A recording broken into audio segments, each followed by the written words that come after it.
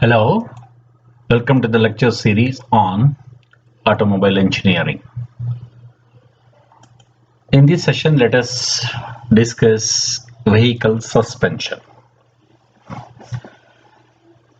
First question is what we mean by suspension. Here you just observe the vehicle body, right? Here you can see this is the car suspension. Here you have four wheels.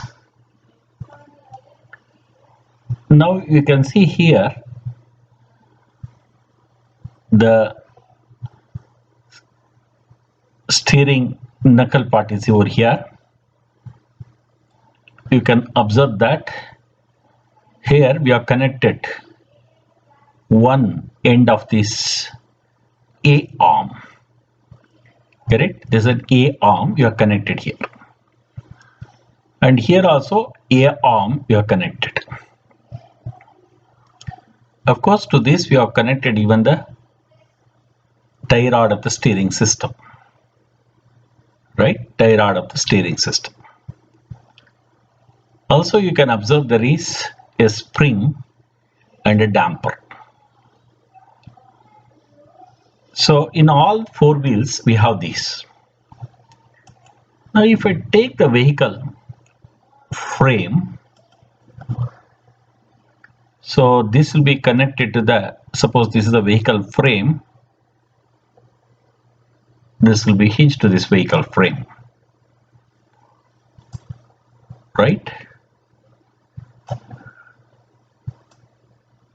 This will be hinged to this vehicle frame. So also on this side. Right? So, or what you can call it as, you can call this as frame or you can call it as chassis.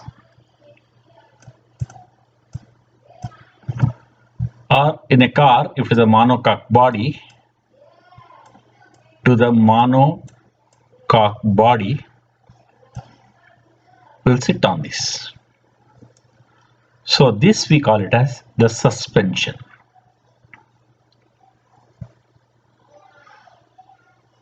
So suspension refers to the use of front and rear springs to suspend a vehicle's frame, body, engine and powertrain above the wheels. Right. So this is what makes a car different from a cart. Maybe a bullock cart or whatever you call it will not have this suspension system. It will provide numerous advantage to the vehicle. So let us see what exactly the functions of this suspension are. So probably if you just play this video, if you are not familiar with the suspension, it will give you a clear idea about the importance of suspension in cars. I'm not going to play this video.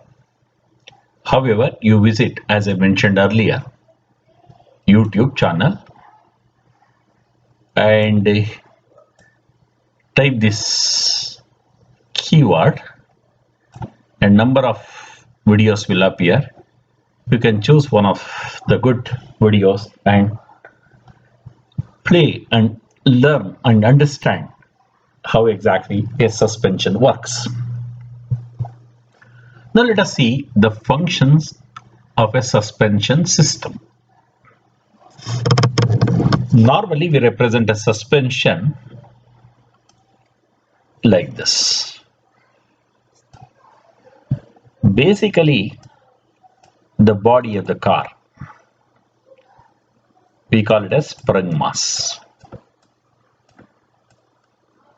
Sprung mass.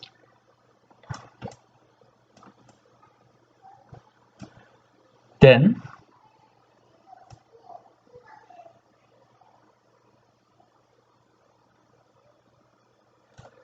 And this part of the car, where this axle and other things, you can call it as unsprung mass. Unsprung mass. Between sprung mass and unsprung mass, you will have suspension, which we represent by a spring and a damper. And it will be sitting on the tire. Tire mathematically we represent like a spring. Okay, this is a spring. This we call it as suspension spring, suspension stiffness, suspension damping. This we call it as tire stiffness. This is sprung mass. This is unsprung mass. That's how we represent. So if you represent like this, it becomes very easy for us to mathematically model and understand the behavior of the suspension system when road excitations are given at this point. Now let us say what are those functions of this. This is what we call it as the suspension. This is how we represent the suspension system. What exactly the suspension does? It provides vertical compliance so the wheels can follow the uneven road, isolating the chassis from roughness of the road. First, let me tell you, isolating the roughness. This is what, let us say, you do not have a flat road. Let us say you have some uneven road represented by a sinusoidal, equation. So such a road is like when the wheel rolls over such a road, so that bouncing of the sprung mass up and down and all that, using suspension system, the effect of this can be minimized or you can eliminate. Okay, using suspension it is possible to do that. It provides vertical compliance. What it means is, you see this wheel, it is at the crest of these things. When it is over here, the spring gets compressed. Correct? So the damper also moves closer like this dash part. Then as it rolls down, and this will stretch out like this so that it remains almost horizontal like this. Correct? Because of these systems, it is something like it will be able to follow this contour. So when it is in the trough, this will stretch out. When it comes to the crest, these two get compressed. So that's how it will try to maintain this mass position horizontal, and something it will maintain this, you can say, this distance same, so that the occupant will not feel uncomfortable. Okay, this happens because of this suspension. Okay, this we call it as suspension spring, as I mentioned, and suspension damper.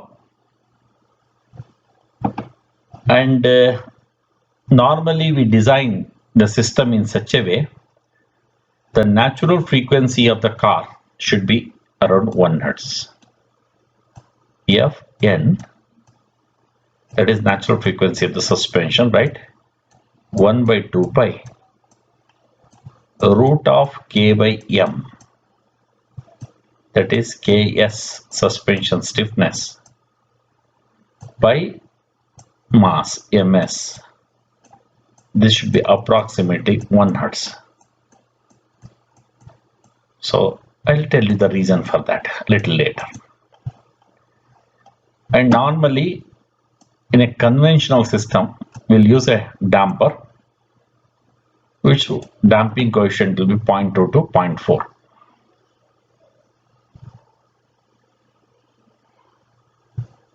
See, this will compress as well as this will open out. This we call it as Jones and bones. Right? It bounces and Jones. That's the kind of thing. Compression and expansion.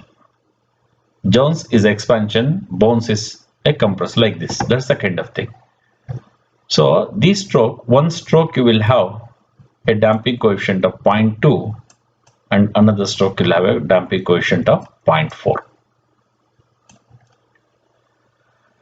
So what is basically damping? I think a few minutes later I'll be discussing about this. Till now, so it is necessary to note down that one of the most important functions of suspension is that it provides vertical compliance. So that means when a wheel rolls on an uneven road like this will be continuously following the contour of the road. It happens because of this suspension. You can also call this as road holding. You see here, as the vehicle is moving with a velocity v, you see here it is in continuous contact with the road contour.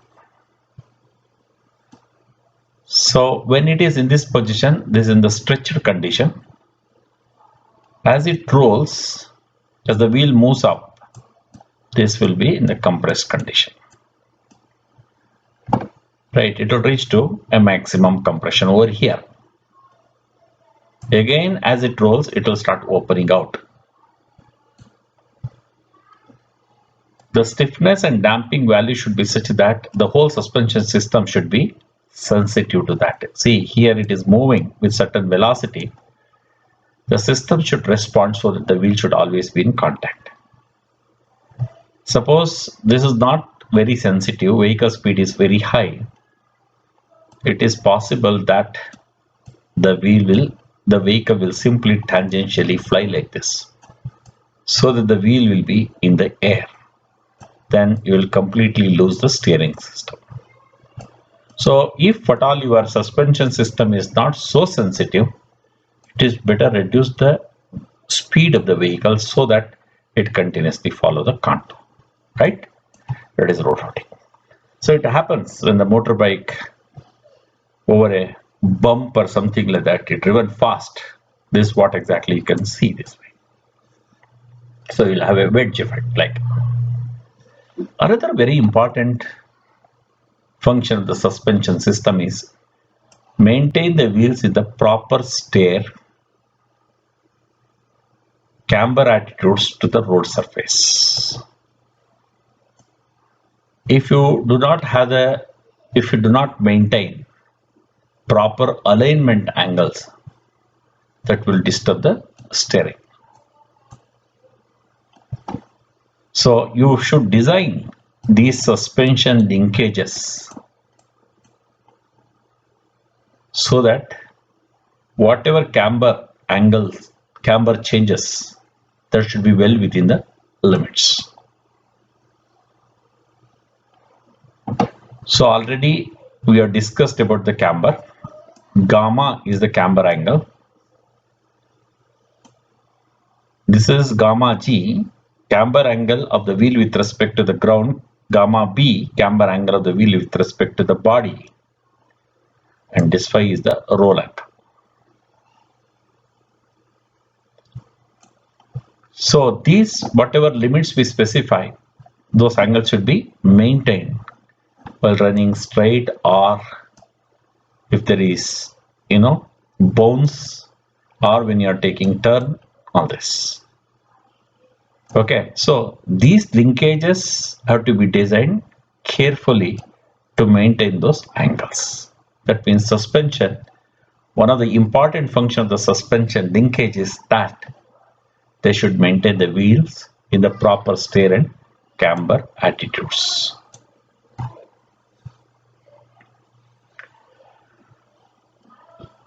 Okay, if these are not designed properly, definitely the camber angle changes. if one side camber is higher than the other side camber, then while steering it will start pulling in that direction, which you have studied earlier.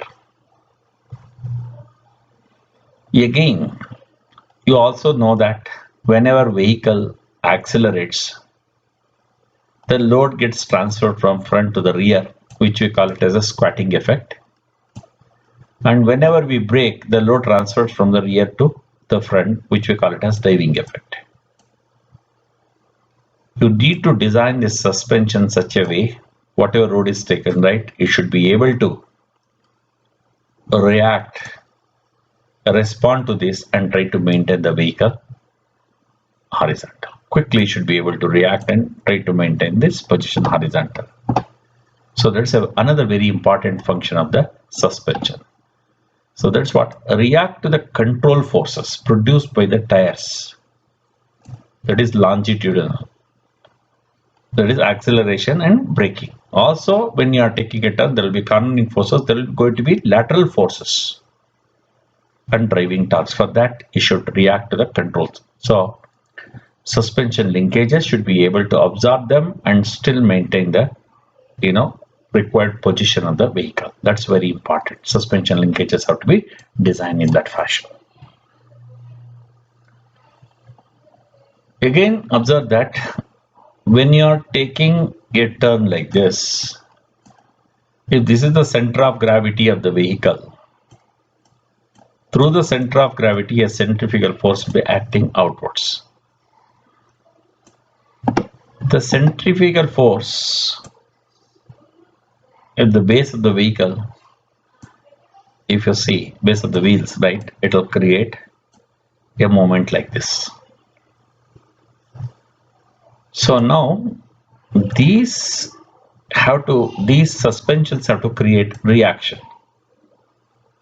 so that this reaction and this radius will create a torque like this, moment like this, moment. Okay, again this force should be able to pull this downwards. Again this about this point should be able to create another couple. Sum of these two couples must be equal to this couple, so that rolling can be minimized. So that way proper spring stiffness have to be designed. You should provide a ride comfort. First of all, we need to understand what we mean by a ride.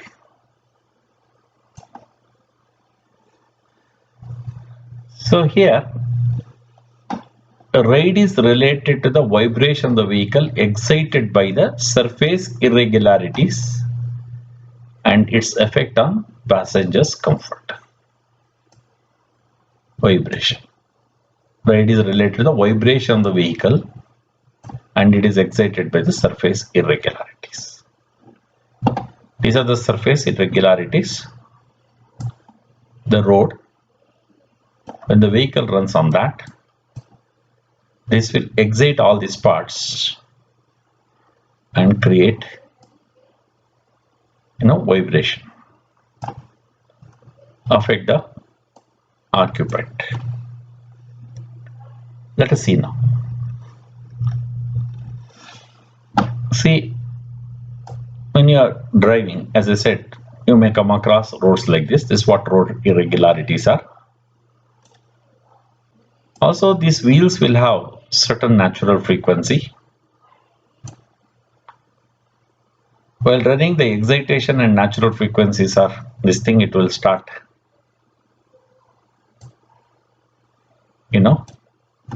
resonating. Because of resonance, its shape itself might change at different modes, different shapes will be there.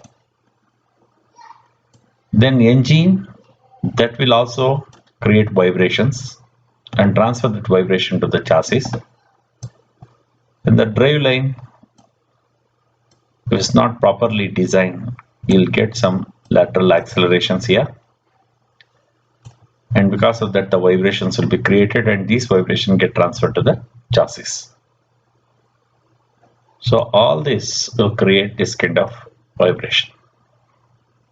The idea is two things: how to isolate and how to damp these vibrations so that the occupant will have the required comfort.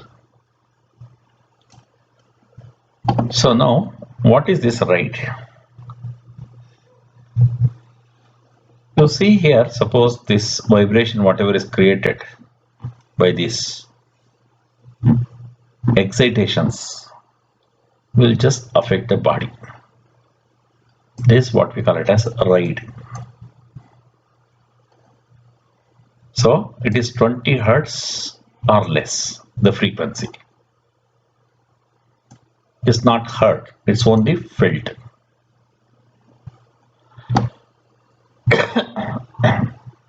It all depends upon the road condition and also the speed of the vehicle. Again, you see, if you increase the speed, if this between 20 to 200 hertz, the occupant will experience lower frequencies and higher frequencies will act as vibration that lead to noise. So this is what we call it as ride frequencies. So whenever there is an excitation like this, so that excitation force, let me write like this: F is equal to F naught sin omega t. There are two parts here. One is the frequency part and the other one is the amplitude part. Okay, if this frequency you convert into linear frequency, if it is within 0 to say 40 hertz, we call this as rate frequency, and this you can only feel it. Okay, this frequency have to be isolated, correct? Isolation. So if you see the force, one is the amplitude part of it and the other one is the frequency part. Amplitude, say F naught. This force we have to damp.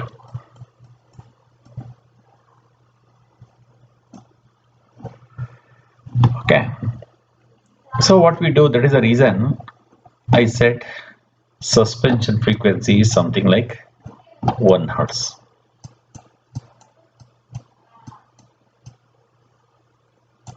So if this make 1 revolution per second, then 1 hertz frequency is given to the chassis. So then what is the linear distance that we can convert into kilometers per hour depending on the diameter? Approximately for most of the cars, it's around 15 to 18 kilometers per hour. If you run the vehicle, then the frequency will be 1 hertz. And we make the suspension sprung mass frequency also 1 hertz. That's how we design. So that if at all, like if you continuously run at this speed, then some kind of resonance you can observe there.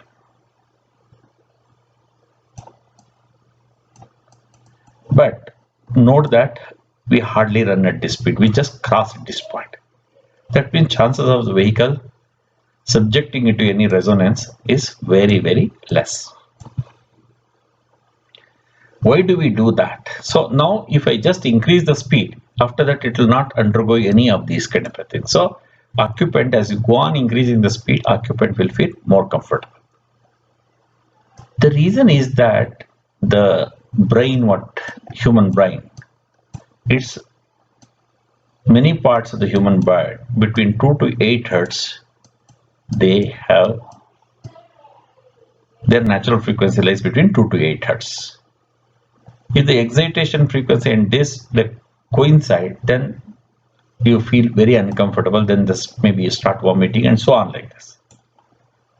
So at this point, resonance should not occur. So we should not design the sprung mass so that its frequency lies anywhere within this range, because this most of the times the vehicle run at this speed, so that's why uncomfortable. So this speed hardly we run, that's why we have to maintain something like we maintain around 1 hertz.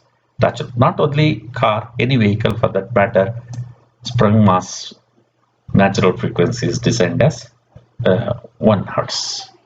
That is the idea behind us. Then, so we should design your suspension in such a way you should always get a good ride. Okay, if it is vibrating, there's only you can hear, you don't feel it. This is what you call it as vibrations. As I mentioned already, mainly the suspension elements, we call them as springs and a damper. The spring can be coil spring like this, or it can be leaf spring like this. It's in case of mechanical springs. I can have pneumatic hydraulic spring also. Okay. Now, another very important thing is the dash part or the damper. Shock absorber they call it.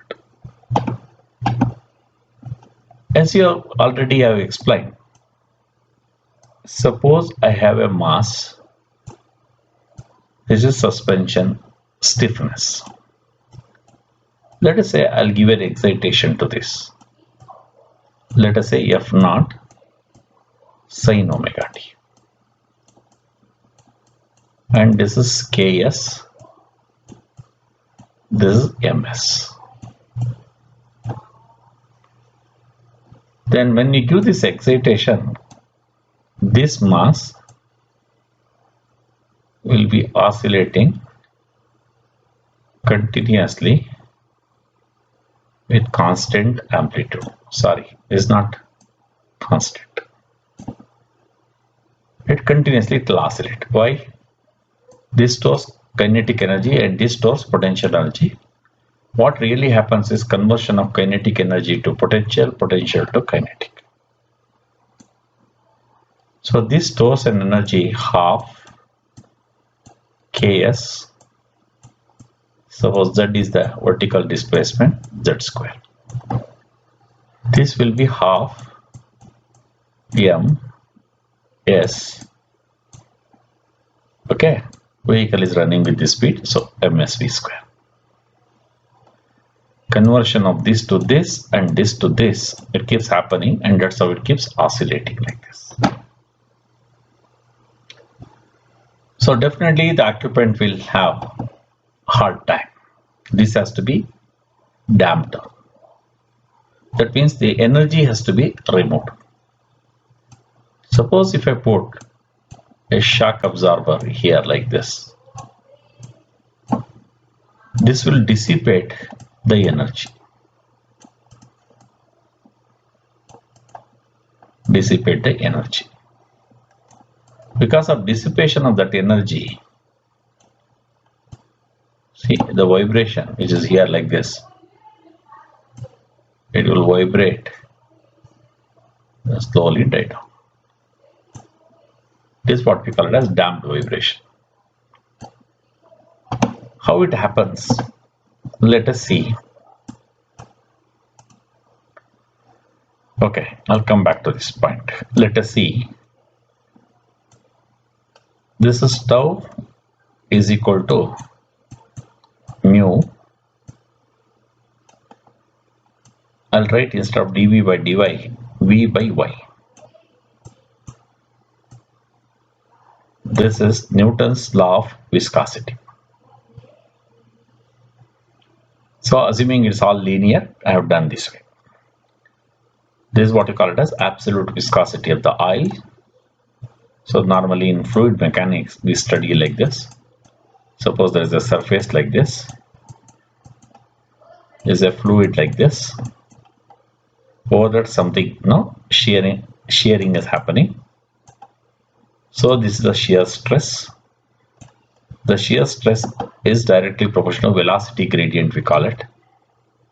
We draw the velocity gradient like this. So this is what I'm talking about, V by Y. Okay, any point, like, this is velocity at this point. Let us say the velocity is V and this side is Y. Of course, the gradient is V by Y, tan theta. It is directly proportional. The proportion on the constant, we call it as mu, absolute viscosity. If I multiply this tau with A, this is equal to mu A by Y into V. This is force. This mu A by Y, I call it as C. This we call it as damping coefficient. Damping coefficient. Damping coefficient depends on viscosity of the oil, area, geometric dimensions. What are those geometric dimensions means? Suppose if I take a piston, correct, and I drill, say, cylindrical holes. Cylindrical holes. Let us say this piston reciprocates in a cylinder like this. There is oil here. Let us say this d is the diameter of this hole, means the area is pi dl. If there are n holes, I multiply with n. This I call it as A. Now let us see, if I force this piston, then what happens? Oil will pass through this. So the way I have shown here also the shearing happens. So that is what the shear stress, shear force that I am talking about. So what is A, Now you take the radius of this hole. So you can call it as Y, where the force is large. V is the velocity with this piston is moving. Okay. So we can adjust the A value, Y value. You can always vary the damping coefficient value. So what really happens is, because as it passes through this, because of this action, the energy gets converted into thermal energy and gets dissipated. So this will act like an electrical resistor and removes the energy. Because of that, you will get this oscillation amplitude reduces. So for a geometry like this, right, it is possible that we can derive the damping coefficient shown by this equation. Okay, where d is the diameter of the piston, where d is the diameter of the hole, L is the length of the hole. Considering mu is the viscosity, we can find out the damping coefficient, but the idea is it all based on this equation. Now if you look at a practical damper, you can see that here. There's a piston here. You can see there are holes here. So if I connect this to the one end of the, say, top of the, say, vehicle frame, this will connect to the, say, another frame, say, let us say wheel. So then what is going to happen is, you see here, when this moves up and down, this oil, as this moves up, this oil gets pressurized and pierce through these holes and come out. Maybe when you expand, it will flow through the other way. So that's how the dissipation effect happens in a conventional damper. You can also see that C depends on mu A Y. In one direction, if I open more number of holes, A will increase. I can make C larger, damping coefficient larger.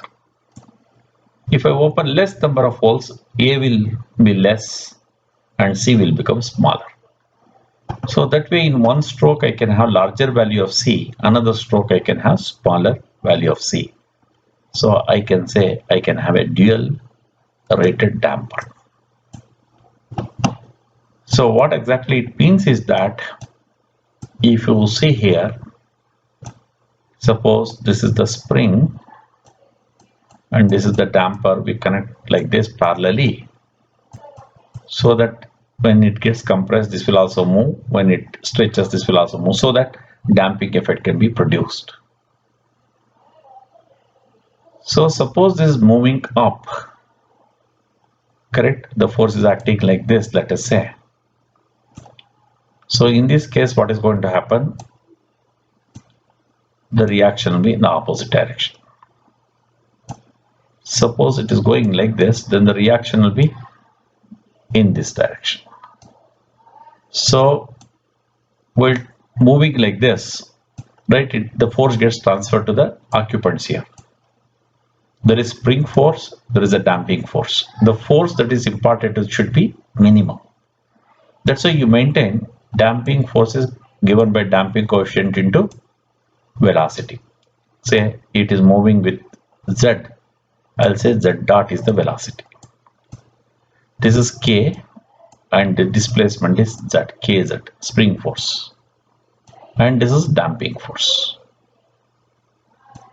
So there is Kz, there is damping force, there is spring force. This is what is imparted to this mass.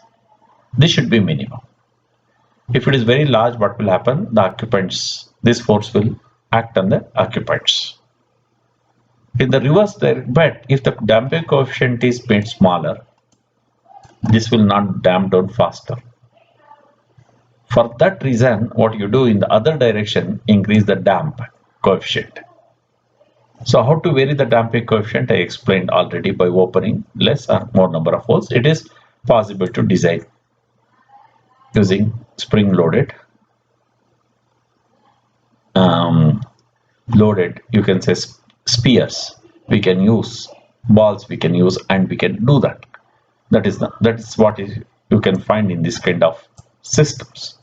We can vary the value of C and we can vary this. That's what we mean by dual rated damper. So advantage, like using the shock absorbers, this amplitude can be cut down. Correct. The frequency of oscillation, it depends upon, as I said, the suspension stiffness and mass. Okay. That way we have to carefully consider all these things and design. Okay. Now, based considering all these ideas, let us talk about the suspension types. In vehicles, we use two types of suspension. A rigid suspension. What do you mean by rigid suspension? You see here, there is an axle here. Over the axle, we are having the suspension and then you are having the sprung mass. Suppose while running the vehicle, this climbs over a bump, then it climbs like this and it inclines this way. So vice versa. So it is like dependent on this. Okay, they are not independent. This will move relative to this, this will move relative to this. Such a suspension, we call it rigid suspension, and you mostly find this kind of suspension in,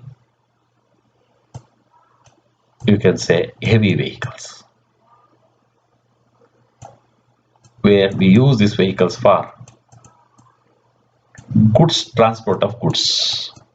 Okay, because it is very simple.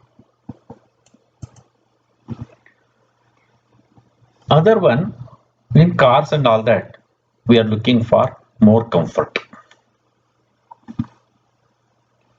So we use independent suspension. This is the suspension.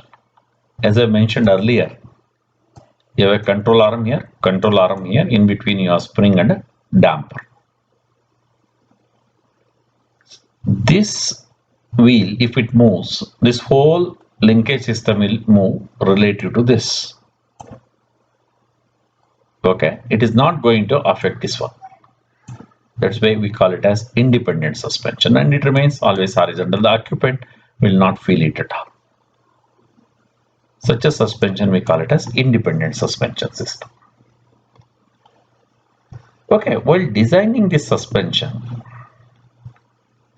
I will tell you 1 minute what exactly I am trying to convey you is that you see here this wheel, there is one link here, one link here, one link here, one link here. Correct. How many links I must use? How many links I must use is the question. So in suspension, suppose one suspension, if I take, how many links it should be, we should have.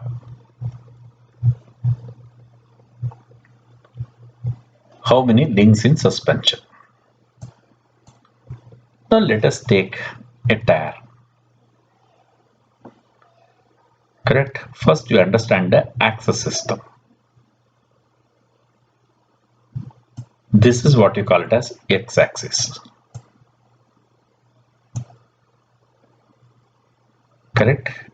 This one is y-axis. And this one is z-axis.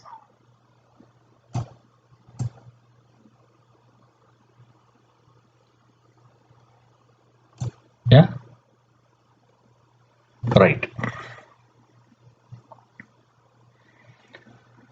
Or here I have z-axis, correct. I'm sorry, not this one, right? Z-axis. This one. Right.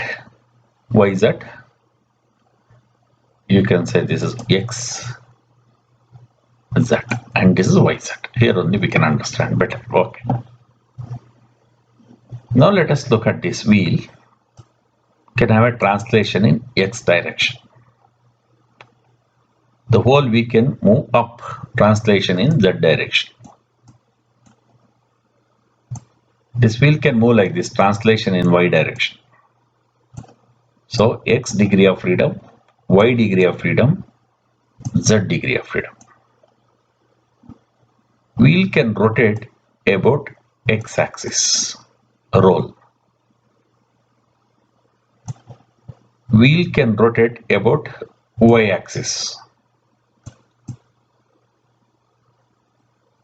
Okay. You can see here, perpendicular to this Y axis, right? So it's rotating about Y axis. It can also rotate about Z axis. Like this. This you can call it as a row. So rotating about Y axis, you can call it a pitch.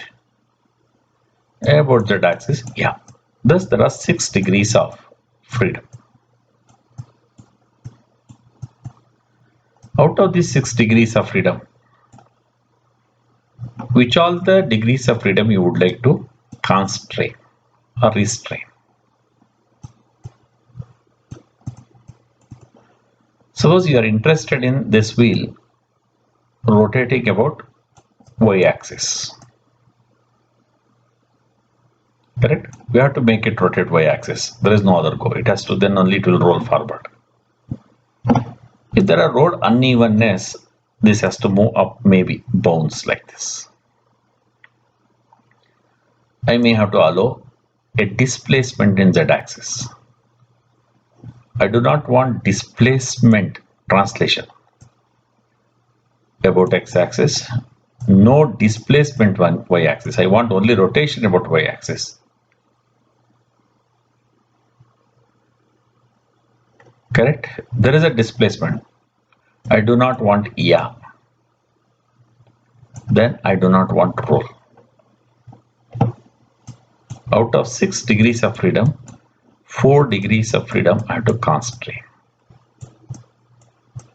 That means if that is the case, I should use minimum 4 linkages in my suspension system.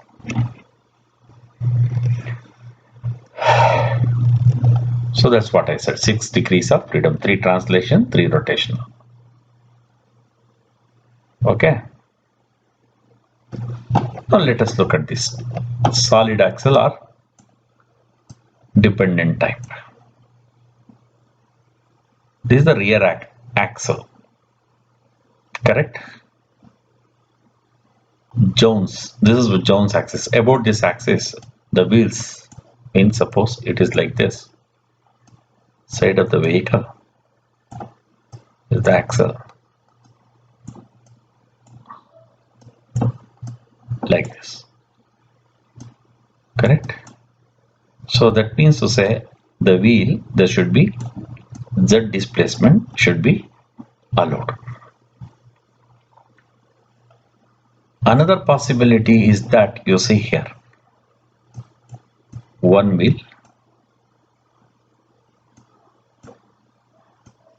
going up, another wheel going down, and this is going up, this is going down. That means it's a roll axis. Is that okay?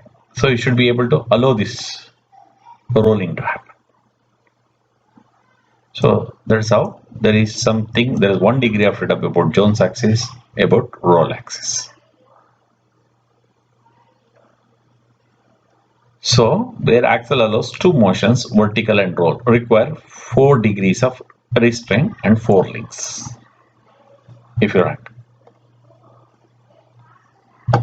Axle has 2 degrees of freedom, 4 degrees of freedom must be restrained, which can be accomplished using 4 tension and compression links. Correct. So maybe this 1 link, 1 degrees of freedom. Suppose you use something like A-arm, then it is considered as a compound, 2 links. If you consider a MacPherson strut, it is also equivalent to 2 links. So you can use 2 degrees of constraint, 2 degrees of freedom. Okay. So based on that, now various types of suspension system, rear dependent and dependent systems can be illustrated. You just observe, this is what you call it as your leaf spring suspension. Number of leaf springs I have used. So here as well as here, these are the 2 points we have connected.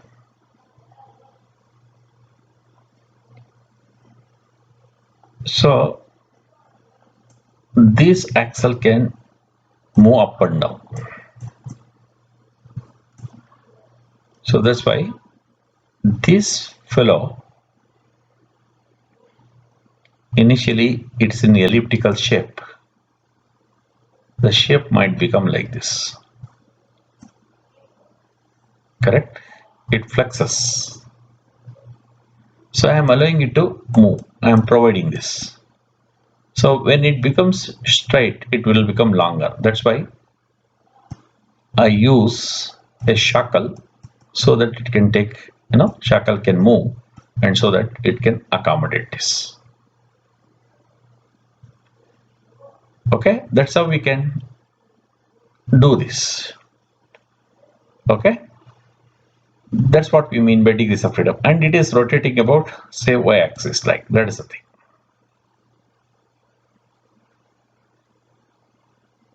Right, another thing is this moves up and another will go down. Then one side spring will become straighter, another spring will become more elliptical, like this.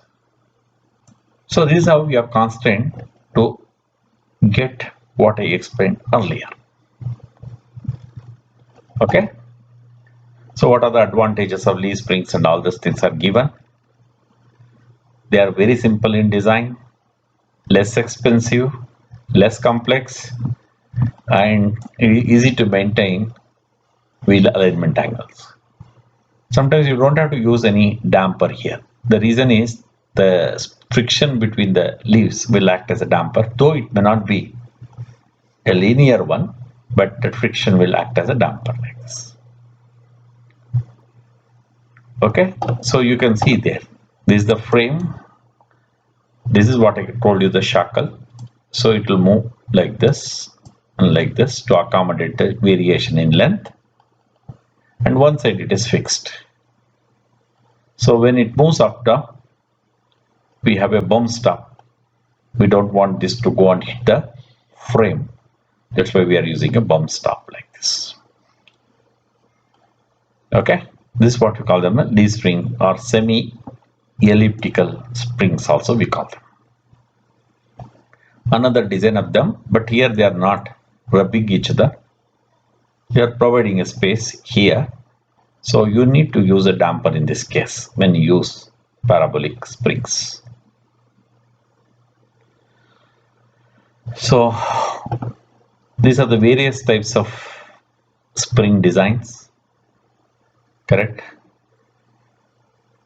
Leaf spring design or suspension design to meet the suspension requirement.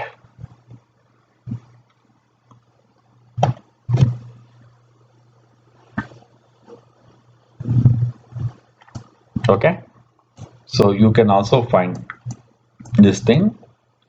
And what is the advantage of this additional spring? As the spring deflects to a particular height, the auxiliary spring, this one, gets engaged along with the mainspring and increases the base spring rate. Initially, this will be working, its K value will be there, but if the load is more, this will also get this thing, then you will get the combined one. This spring plus this spring, right? So you can also provide this kind of thing to take the squat effect or dive effect like this. That's very important. Correct? Torsion effect basically. So these are the various types of design that are available. Sometimes, in these kind of vehicles, if the lateral forces are too high, means to say, suppose it is taking a turn or whatever it is, there is a lateral force acting here and there is a lateral force acting here. The outer side lateral force is greater than the inside lateral force. Because of this difference in force, it is possible that the wheels may move laterally. One of the wheels may move laterally. To resist that, you can introduce a lateral restraint. Correct? So this kind of rod will be used, that is called penhard bar. Or sometimes this kind of linkages they use, that's what you call it as watt linkage. Now cam follower in track. Correct? It is like this A arms. Right? If I resolve this and this, I can resist like this. Is that okay? These are the various ways they constrain the motion, just lateral restraints they bring in.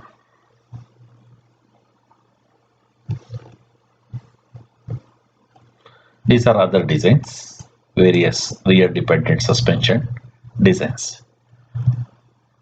They all serve the same purpose.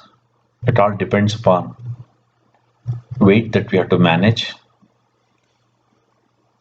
unsprung mass weight we have to manage, space that is available, and depends on the vehicle specification.